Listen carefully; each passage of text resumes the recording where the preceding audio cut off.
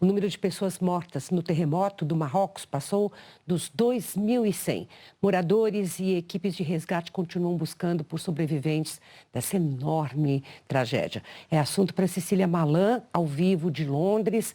Bom dia, Cecília. Ainda esse número pode aumentar bastante, né? O número de vítimas desse terremoto. Mônica, bom dia a todos. Tiago, o Ministério do Interior do Marrocos acaba de atualizar esse número. O número de mortos subiu para 2.497. 2.497. E sim, ainda pode aumentar bastante. Entre os mortos estão 7 professores, quase 600 escolas foram danificadas pelos tremores. Há outros 2.400 feridos até o momento, muitos em estado grave. O rei Mohammed VI declarou 3 dias de luto em todo o país. O terremoto de magnitude 6,8 é o mais forte a atingir o Marrocos em mais de 100 anos. O epicentro foi na Cordilheira do Atlas, no sudoeste do país, por causa dos deslizamentos de terra provocados pelos tremores. Só agora, equipes de resgate e jornalistas estão conseguindo chegar às aldeias da região e os relatos são dramáticos. Assentamentos inteiros arrasados, a completa ausência de ajuda humanitária, moradores usando as próprias mãos para vasculhar os escombros, famílias dormindo nas ruas desde sexta-noite. Em Marrakech, a 70 quilômetros do epicentro, a situação também é triste demais. São centenas de casas completamente destruídas, outras estão à beira do colapso. Uma cidade que sempre atraiu turistas do mundo todo e que vai depender muito da volta deles para se reerguer. Temos um vídeo que mostra como os tremores interromperam uma festa de casamento na cidade na sexta-feira à noite e pegou as pessoas completamente de surpresa. Vamos ver?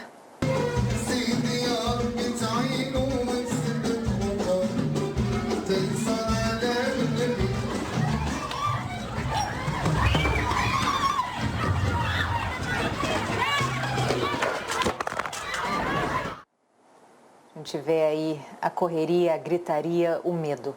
Países do mundo inteiro já se prontificaram a ajudar o Marrocos, mas até agora, mais de 48 horas depois do terremoto, o governo em Rabat só aceitou ofertas aqui do Reino Unido, da Espanha, do Catar e dos Emirados Árabes Unidos. São socorristas, cães farejadores, máquinas para ajudar nos resgates, como cortadores de concreto e aparelhos de escuta sísmica. Outros países revelaram que ainda estão aguardando a autorização do governo marroquino. É o caso da Tunísia, por exemplo, que mobilizou 50 paramédicos e cães farejadores, da Turquia, que ofereceu 1.000 tendas e equipes humanitárias, de Taiwan, que disponibilizou 120 bombeiros. A França, a ONU e até os Médicos Sem Fronteiras ainda aguardam um sinal verde para enviar ajuda. O Marrocos disse que, nesse primeiro momento, vai coordenar os recursos que já tem e só depois vai avaliar a necessidade de mais equipes internacionais, o que causa bastante espanto, já que tem tanta gente precisando de ajuda urgente. Tiago, Mônica.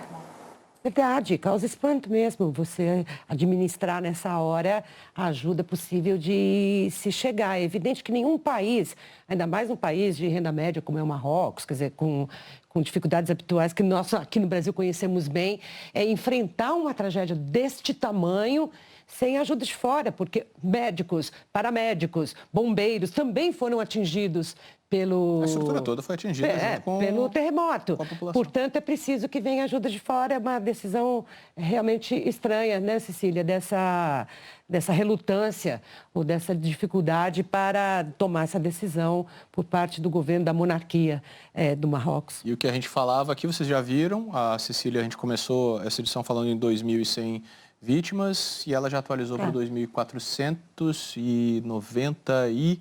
Cecília confirmando. Então, nas próximas horas, a gente deve ver esse número subindo assim. Sim, confirmaram agora há pouco para 2.497 o número de mortos e, como a gente vem dizendo, um número que pode aumentar bastante, porque só agora as equipes de resgate estão conseguindo acessar as áreas mais remotas na Cordilheira do Atlas e descobrir aí a real extensão de toda a destruição. Cecília, muito obrigado pela participação. A gente volta a se falar e vamos dar uma olhada no seguinte. Tinha vários brasileiros por lá, mas 2 que estavam em Marrakech registraram a destruição do terremoto e a gente vai conferir agora um pouquinho do relato deles sobre a situação. Olha só. Onde houve danos foi na cidade antiga e ali, como as construções são mais antigas, eles sofreram realmente os danos dos tremores, né? As ruas são bem estreitas, as motos seguem. É uma região bastante turística com restaurante em terraços e tudo destruído nesse momento. Aqui a gente vê toda a estrutura de um riad, que é um tipo de casa comum aqui no Marrocos, com uma estrutura aberta no centro, completamente destruída. É uma cidade muito cheia de turista que hoje está praticamente fantasma. Aqui a gente vê, né, o teto da Medina destruído. A gente tem que andar mais rápido aqui, realmente, porque é uma estrutura condenada, né? Essas pessoas vão ficar sem casa por muito tempo. Onde eles moraram, não tem como voltar e morar, né? E o que vai ser dessas pessoas? É como se tudo que você fizesse fosse enxugar gelo, entende? A necessidade é enorme. No primeiro momento eu achei que era um acidente aéreo, porque aqui é próximo do aeroporto e eu sem entender nada, porque muitas pessoas falavam em árabe, muitas pessoas chorando. Alguém daí passou e falou em inglês que se tratava de um terremoto. Isso tudo durou cerca de 40 a 45 segundos, no máximo foi em que a terra ficou tremendo. Meu Deus, todo mundo apavorado aqui, ó. Olha aí as rachaduras na parede, olha aí como é que estão, ó, como é que foram abaladas as estruturas do hotel. Até o moço que está nos guiando por aqui, pelas vielas, pediu que nós fôssemos rápidos em sair daqui. Como você pode perceber aqui, o teto, a qualquer momento pode desabar aqui, ó, onde a gente está. Aqui nessa área em que a gente está, houve pessoas que morreram aqui nesse local. Esse moço aqui está nos mostrando que ele morava lá naquela edificação lá. E lá faleceu a filhinha dele de 3 anos de idade. São edificações, né, todas elas grudadas umas das outras, e a gente já viu um rastro de destruição ali nos arredores. Foi uma situação assim, ó, assustadora. O que a gente vivenciou ali foi algo apocalíptico. E você vê que onde eles estavam, onde eles passaram os brasileiros ali, nem é um lugar que foi tão atingido quanto os outros que a gente tem visto, onde foi tudo abaixo, né? Eles ainda conseguiram andar e tá em estruturas ali, tá em ambientes fechados, em algumas regiões não sobrou nada. E tem um uso de material interessante no Marrocos, não sei se você já foi ao Marrocos. Não fui. Interessante porque eles usam muito o barro, a taipa, né, para construções. Isso dá aquele ar sempre amarelado, né, nas cidades marroquinas, que são extremamente... É tipo um adobe que é muito atraente, que é muito típico e que é muito aconchegante, inclusive bonito de ver, mas que de fato talvez esfarele muito rápido. A gente viu ali, né, nuvens de poeira. O presidente Lula na Índia disse que prestava toda a solidariedade às vítimas da enchente no Vale do Taquari, no Rio Grande do Sul, e as vítimas do terremoto do Marrocos, mas ele cometeu uma impropriedade enorme ao dizer que o terremoto do Marrocos não tem explicação.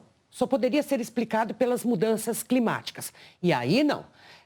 Abalos sísmicos nada tem a ver com o clima, tem a ver, evidentemente, com as placas geológicas e as movimentações internas no interior as placas da Terra, e não as mudanças climáticas, evidentemente.